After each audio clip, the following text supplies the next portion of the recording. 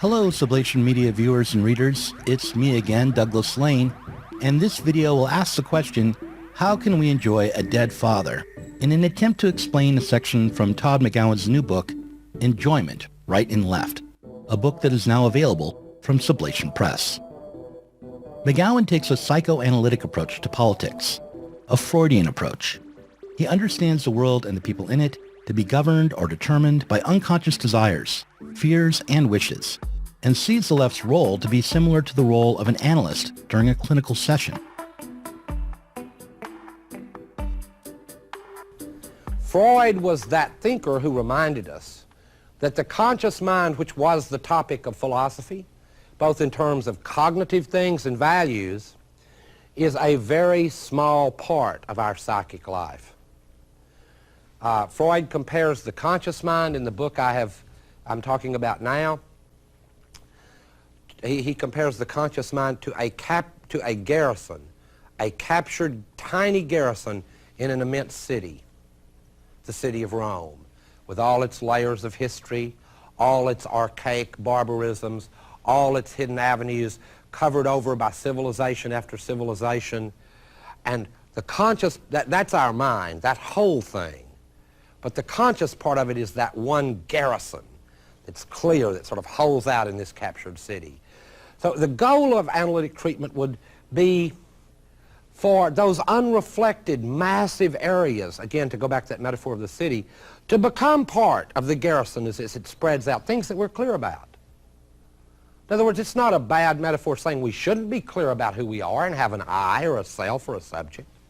This aim of making the unconscious parts of our mind conscious, the unreflective parts of our personalities reflective, aligns with the aim of the Enlightenment as Immanuel Kant once defined it: to reach maturity, to dare to use one's own reason, and to break from external control based on mere authority. Psychoanalysis aims to help the analyst's hand to understand and overcome unconscious structures which appear to be external to the patient, not in order to achieve any ready-made and already mapped out healthy consciousness or personality, but in order to provide neurotics with the freedom they need if they are to understand their own identity. Psychoanalysts challenge their patients to take responsibility for their dreams, their presuppositions, and all other aspects of their lives. Wait a minute, I know what you're going to say. You're going to say that you are sitting behind me, and therefore the woman in the dream must represent you. I really don't think so, though. Because like I said, she really looked nothing like you.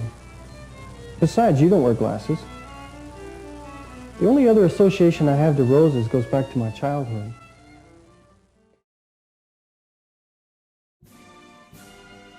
Another Enlightenment figure named Karl Marx likewise sought to make the unreflective and therefore determined aspects of our lives reflective and undetermined.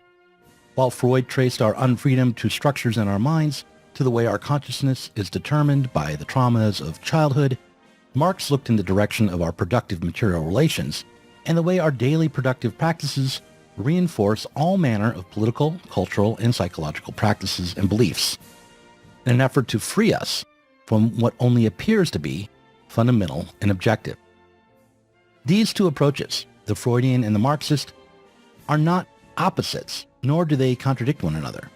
The two disciplines begin from different starting points and different concerns. Marx did not concern himself very much with the individual, and he didn't have to, because at his time the very existence of the proletariat made this class a potentially revolutionary class. Now things have changed considerably since.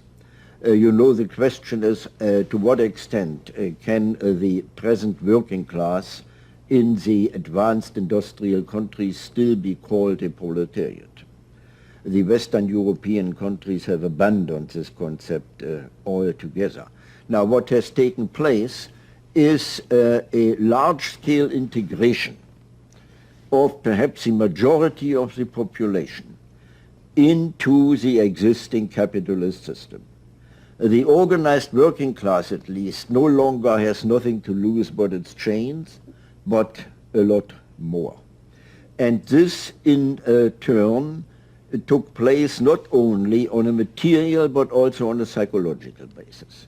The consciousness of the dependent population changed. It was one of the most striking phenomena to see to what extent the ruling power structure could manipulate, manage, and control not only the consciousness, but also the subconscious and unconscious of the individuals. Therefore, my friends at the Frankfurt School considered psychology one of the main branches of knowledge that had to be integrated with Marxian theory. By no means replacing Marxian theory, but taking it into Marxian theory. It was not only the Frankfurt School philosophers who saw the need to integrate Freud with Marx. In our sick society, everyone is sick. A human being averages 4,000 orgasms per lifetime. For instance, the Freudian Marxist Wilhelm Reich took up and altered Freudian insights when he proposed that the damming up or the suppression of sexual release and a consequent pleasure anxiety within individuals led to authoritarianism and reaction in populations that, failing to experience tremendous orgasms, rejected life and embraced moralism and paternal substitutes for their own authority and liberation. His conjuration of restored normality as a way of organizing enjoyment managed for a time to win more adherents than Trump's fervent nationalism. But Biden, I think, wasn't really so different from Trump as this account might suggest. While, of course, he doesn't have Trump's racist nationalism and overt corruption, for sure, he took a tack remarkably similar to Trump by focusing on an enemy. So one could promise the enjoyment of a return to normal only if one had a figure of abnormality to fight against, right? This figure, who was it? It was Trump himself, right? Whereas the contemporary critical theorist Todd McGowan, taking his cues from Zizek and Lacan, mixes Freud and Marx by offering up a more complicated, even negative, understanding of sexual and other forms of enjoyment. According to McGowan, the category of enjoyment is always excessive. To enjoy is not merely to feel pleasure, which is itself merely a kind of relief from some sort of anxiety or pain, but rather our enjoyments always go beyond pleasure. What we enjoy is not something that serves us or helps us or relieves us, but rather something that goes beyond us, something that is more real than we are, and something that we have to make a sacrifice in order to receive, something that can even lead to our own destruction. In a recent interview for the Sublation Media channel, McGowan illustrated the excessive nature of enjoyment by referring to the thrill a person might receive from parachuting as an example. English doesn't necessarily connote orgasm so much. I mean, it could, but I don't think there's any enjoyment that doesn't involve some kind of sacrifice. Like, let's just take, I use this example in the book of parachuting, right? Like you parachute, in a way you don't sacrifice anything, right? You just go up, you come down, it's nice, you get to enjoy the rush of the air. But there's a difference between the pleasure of that bodily, the air flowing over your body, and the enjoyment, the rush that comes from parachuting. And the rush that comes from it is, I would want to contend, necessarily linked to a sacrifice that you're making, and that's the sacrifice of your life chances, right? Like there's it's not a great chance, but there's a chance, I don't know, the chute doesn't open or what, and that's inextricably linked to the enjoyment of parachuting. I have friends that parachute and they're very open about this. They're like, you feel death rushing down, you're rushing toward your death, and then you pull the chute and you don't die. So I think that seems to me, parachuting is a nice example. In the interview, McGowan emphasizes the feeling of impending doom that a parachutist feels as he falls, with the air blasting all around him toward the hard and unforgiving ground. However, I would say that Thomas Mann's 1896 short story, Disillusionment, provides another explanation for the skydiver's enjoyment. In the short story, the narrator recalls a queer man in a stiff, wide-brimmed black hat. The man described how he has, since a very early age, felt defrauded by life. Specifically, the man in the black hat related how he had survived a fire when he was a small boy. His family home had been set ablaze in one way or another, and when the house was all gone, nothing but ash, and his family had looked upon the ruins, the boy had felt that something essential was missing. Quote, "This was what it was to have the house on fire. Was that all there was to it?"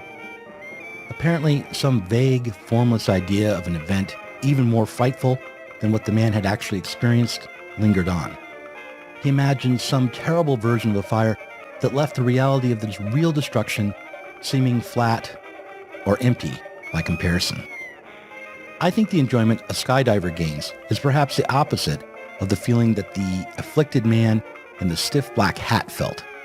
By rushing towards oblivion but never reaching it, the parachutist can hold on to the illusion of a meaningful, terrible, fully worked out, and fully present calamity. His enjoyment is both destructive and conservative at the same time. He acts out his feeling of lack, of his own mortality, flirts with it, but doesn't abandon the fantasy of it, nor allow it to abandon him by destroying him. This double move of rushing toward destruction while ensuring that destruction will be averted is, I think, built into what McGowan would characterize as right-wing enjoyment. The conservation of our fantasies, the avoidance of our disillusionment, sets up repetition and helps us to avoid the truth of our desire. Rather than seeking fulfillment, rather than seeking something whole and complete, what we desire is to be overwhelmed, overtaken, perhaps abolished.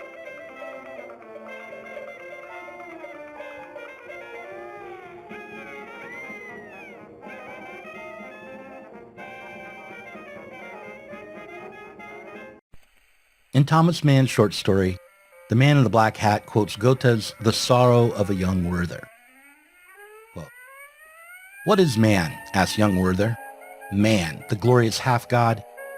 Do not his powers fail him just when he needs them most? Whether he soars upwards in joy or sinks down in anguish, is he not always brought back to bald, cold consciousness, precisely at the point where he seeks to lose himself in the fullness of the infinite?" According to McGowan, right-wing forms of enjoyment avoid the truth of the human condition.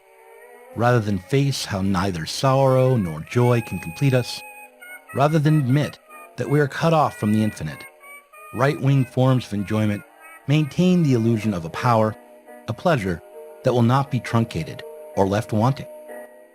This form of enjoyment takes a political form as a love of authority and as a projection of unconstrained enjoyment upon what is imagined to be an omnipotent father figure. This father figure represents the fantasy of what the philosopher Carl Schmitt called the exception. Whereas ordinary citizens are constrained by the law, the sovereign individual, whether a king or dictator, is authorized to move beyond the law. This exception, as embodied by a dictator, is, for Schmitt, necessary for the proper functioning of the law in a democracy. For while the law must be applied to everyone, someone must claim the power to interpret the law and to apply the law in various contexts, if the law is to be operative. Put another way, naked power without justification is the backstop for the power of reason. For Schmitt, liberal modernity is faced with the same limit that the neurotic subject faces when he confronts his desire and forms of enjoyment. While the dream of liberal modernity is one wherein all authority is derived from self-transparent reason and cooperation, there is a need for unabashed and even aggressive authority built into the liberal vision. In the same way, a parachutist might dream of a pure, unsullied thrill of falling through the air, dream of taking delight in the sensation of the air rushing by, a delight that is not attended by fear. His actual enjoyment is necessarily founded on the prospect of a calamitous impact and obliteration. What both Schmitt's political exception and the imagined impact awaiting a skydiver have in common is that they are both fantasies about a divine and overwhelming authority. They are fantasies of completion, of discovering what is and what it is to be made fully and directly real, especially as the impact of that discovery is dreamed up as an overwhelming force that surpasses or obliterates the limited subjectivity questing after it.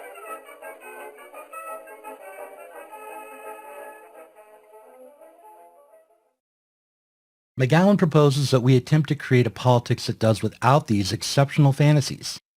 He proposes that we find forms of enjoyment that do not rely upon an imagined other who can fully enjoy for us, or some destiny that, when enacted, will complete us.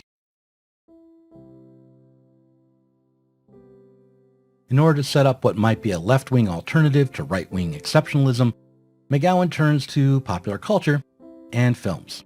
He describes the plot of the 1940s Christmas classic, The Shop Around the Corner, in order to illustrate how radicals seeking emancipation might learn to enjoy the absence of, or the castration of, the father, instead of relying upon a dominant father as a figure who can enjoy more fully than we can. McGowan writes, in The Shop Around the Corner, the failure of the father figure allows a collective to form on the basis of his lack.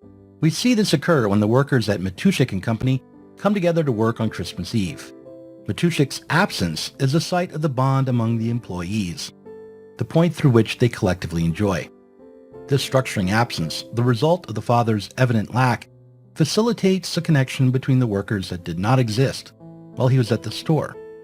The father figure guards the barrier that creates belonging and hides collective non-belonging.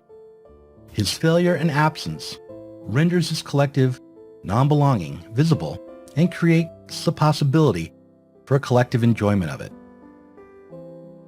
Now, if you've never seen The Shop Around the Corner, the intent of these lines might be easy to misconstrue.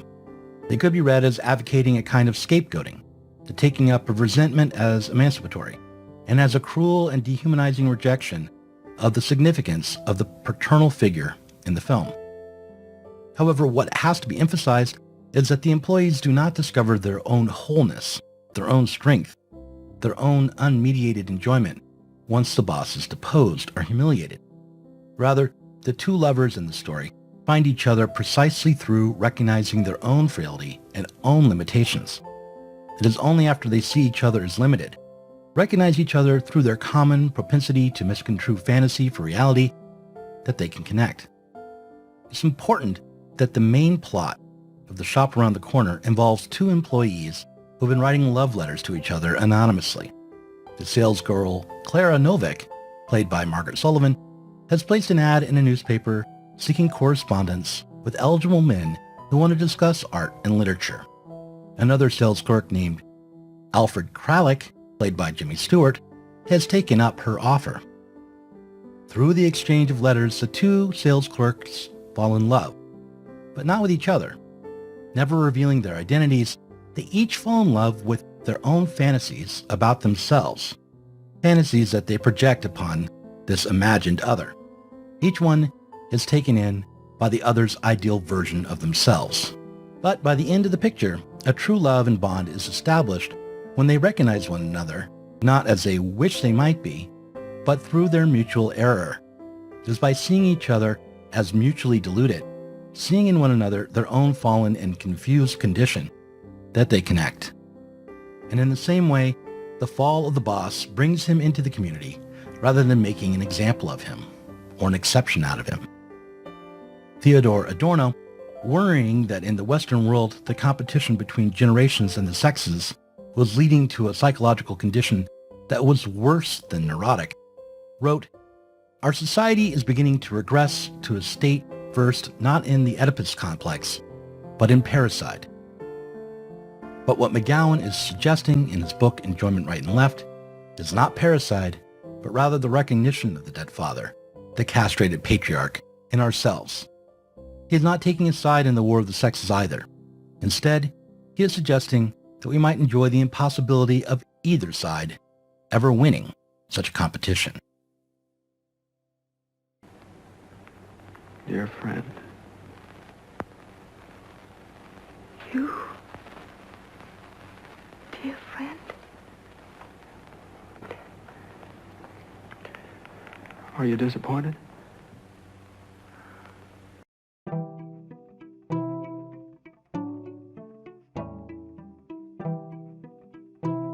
If you enjoyed this conversation, please do consider supporting us on Patreon. Our patrons help to make sure that Sublation Media can continue to provide interviews, videos, books, and articles that are critical of the left from the left. If you are tired of remaining stuck within bourgeois ideologies and politics, help us sublate them both.